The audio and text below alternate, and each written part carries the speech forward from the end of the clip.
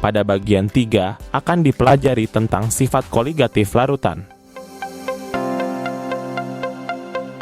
Sifat koligatif larutan adalah sifat yang tergantung pada konsentrasi zat terlarut dalam larutan. Biasanya digunakan untuk menetapkan berat molekul suatu senyawa terlarut.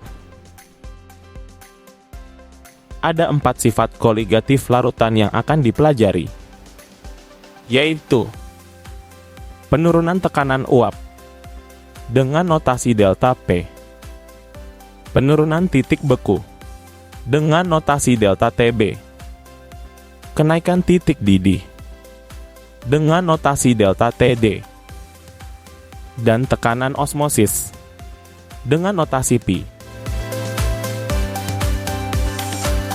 Apabila ditambahkan zat terlarut pada pelarut, maka tekanan uap larutan akan turun.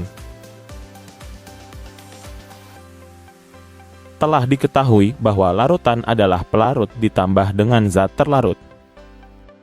Apabila tekanan uap pelarut diberi notasi PA0 dan tekanan uap larutan diberi notasi PA, dan dengan memperhatikan bahwa apabila ditambahkan zat terlarut pada pelarut, tekanan uap larutan akan turun, maka PA lebih kecil dari PA0.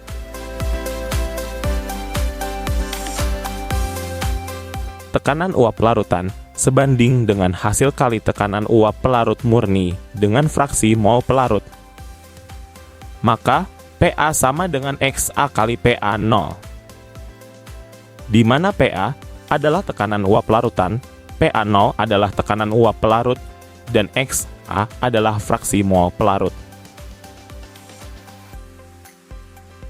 Pada contoh 10-17, diminta menghitung tekanan uap larutan yang dibuat dengan mencampurkan 44,5 gram Se9H8O dan 312 gram Se6H6 atau benzen.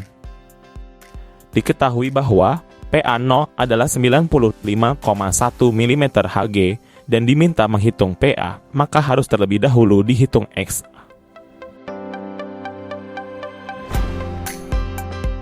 Untuk dapat menghitung XA, maka perlu terlebih dahulu dihitung mol Se9H8O dan mol benzen. Mol Se9H8O sama dengan 44,5 gram. Dibagi dengan 132 gram per mol, sama dengan 0,34 mol. Mol benzen sama dengan 312 gram dibagi dengan 78 gram per mol sama dengan 4 mol. Maka X benzen adalah sama dengan 4 mol dibagi dengan 4 mol ditambah dengan 0,34 mol. Sama dengan 4 mol dibagi dengan 4,34 mol. Sama dengan 0,92. Dengan demikian, maka P larutan sama dengan X benzen kali P0 benzen, sama dengan 0,92 kali 95,1 mm Hg sama dengan 87,49 mm Hg.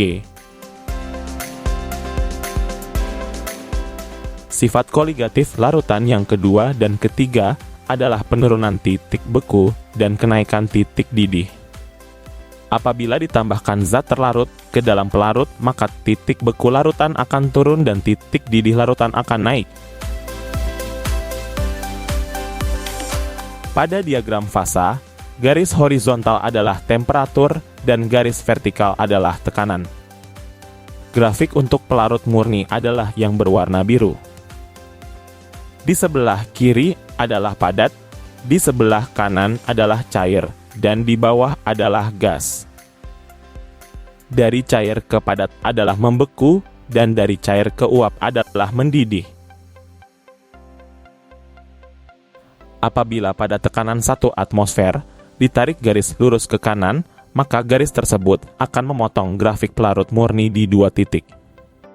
Titik pertama adalah titik pertemuan cair ke padat dan disebut titik beku dengan notasi TB1. Titik kedua adalah titik pertemuan cair ke uap dan disebut titik didih dengan notasi TD1. Apabila ditambahkan zat terlarut pada pelarut murni, maka grafik larutan bergeser menjadi seperti pada grafik yang berwarna merah. Maka titik beku bergeser menjadi Tb2, dan titik didih bergeser menjadi Td2, sehingga terbentuk delta titik beku atau delta Tb, dan delta titik didih atau delta Td, di mana delta Tb adalah Tb1 dikurangi dengan Tb2 dan delta Td adalah Td2 dikurangi Td1. Satu hal yang harus selalu diingat bahwa delta adalah harga absolut selalu positif.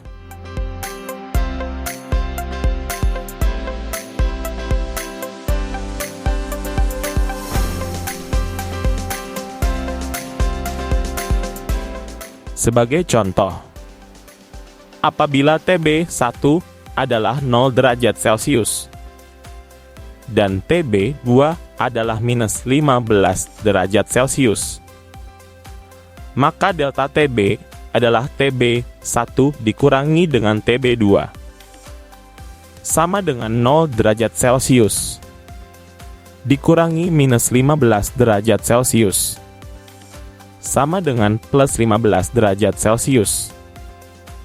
Contoh lain, apabila Tb1 adalah minus 15 derajat Celcius dan Tb2 adalah minus 35 derajat Celcius, maka delta Tb sama dengan minus 15 derajat Celcius dikurangi minus 35 derajat Celcius sama dengan plus 20 derajat Celcius.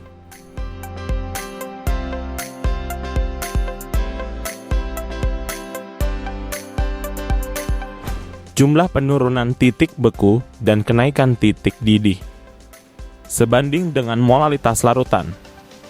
Dengan rumus delta Tb sama dengan Kb kali M, di mana delta Tb adalah penurunan titik beku. Delta Td sama dengan Kd kali M, di mana delta Td adalah kenaikan titik didih. Kb dan Kd adalah tetapan dan M adalah molalitas, yaitu mol dibagi dengan kilogram pelarut.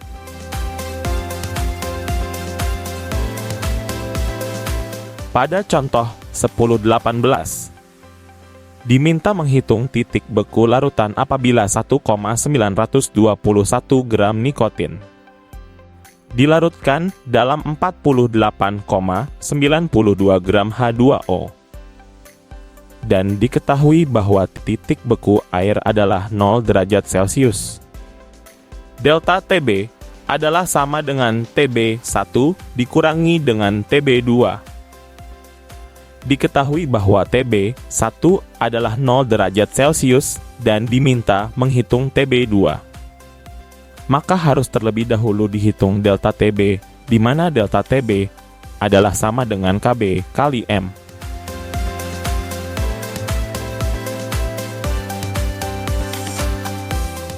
Dengan demikian, untuk dapat menghitung delta Tb, harus dihitung molalitas, yaitu mol nikotin dibagi dengan kilogram air. Mol nikotin sama dengan 1,921 gram dibagi dengan 160 gram per mol sama dengan 0,012 mol. Molalitas sama dengan 0,012 mol dibagi dengan 0,04892 kg sama dengan 0,245 m. Maka dapat dihitung delta Tb, yaitu sama dengan 1,86 derajat Celcius kali 0,245 sama dengan 0,46 derajat Celcius.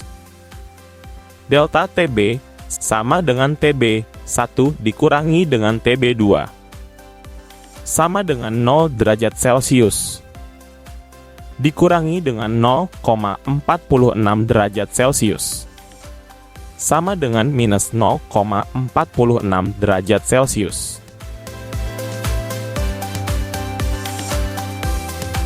Pada contoh 10.19, diminta menghitung titik didih larutan.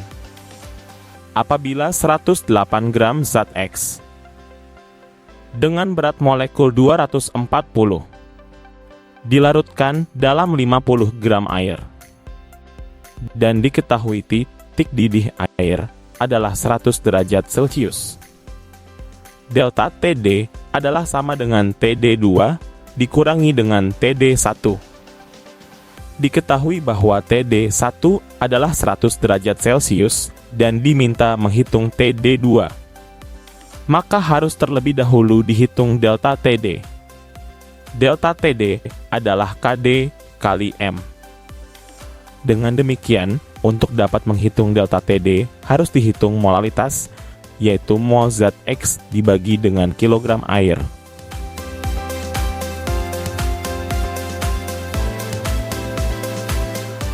Mol zat X sama dengan 108 gram dibagi dengan 240 gram per mol sama dengan 0,45 mol.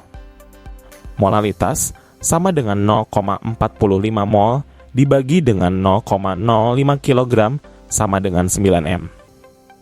Maka dapat dihitung delta TD, yaitu sama dengan 0,52 derajat Celcius kali 9 sama dengan 4,68 derajat Celcius. Delta TD sama dengan TD2 dikurangi dengan TD1. Maka TD2 sama dengan delta TD ditambah dengan TD1. Sama dengan 4,68 derajat Celcius. Ditambah dengan 100 derajat Celcius.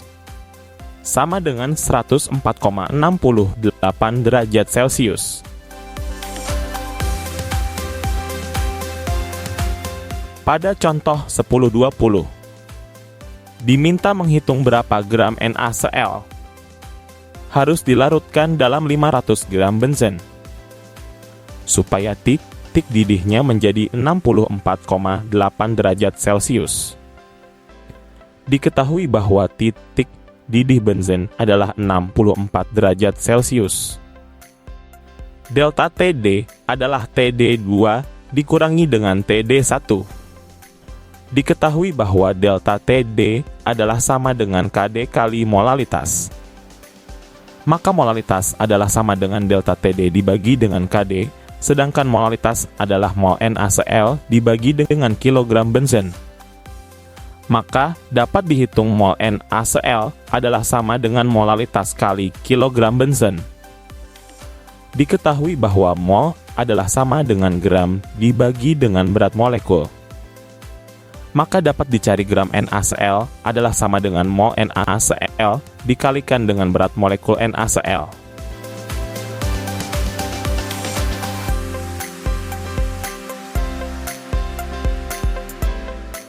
Delta TD adalah TD2 dikurangi dengan TD1.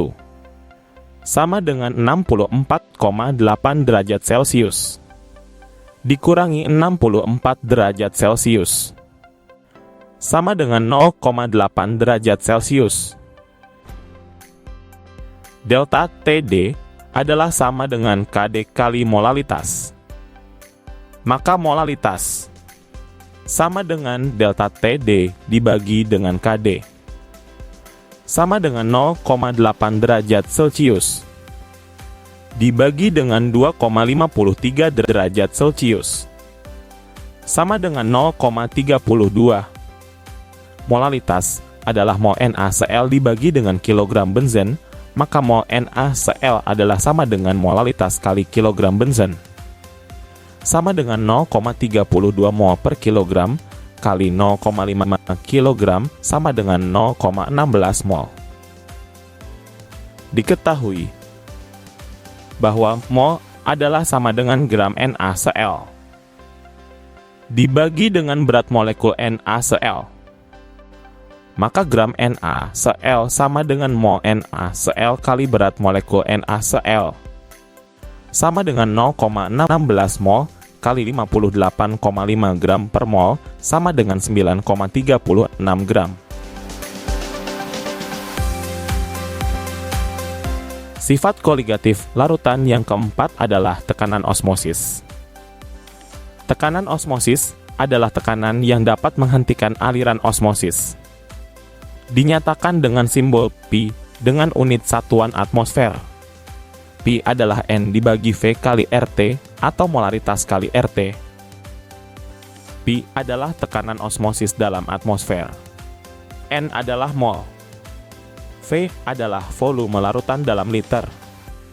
R adalah tetapan gas sama dengan 0,082 liter atmosfer mol pangkat minus 1 Kelvin pangkat minus 1. T adalah temperatur dalam Kelvin. Pada contoh 1021, diminta menghitung tekanan osmosis larutan sukrosa atau Se12H22O11 0,001 m pada temperatur 25 derajat Celcius. Temperatur sama dengan 25 ditambah 273 sama dengan 298 Kelvin.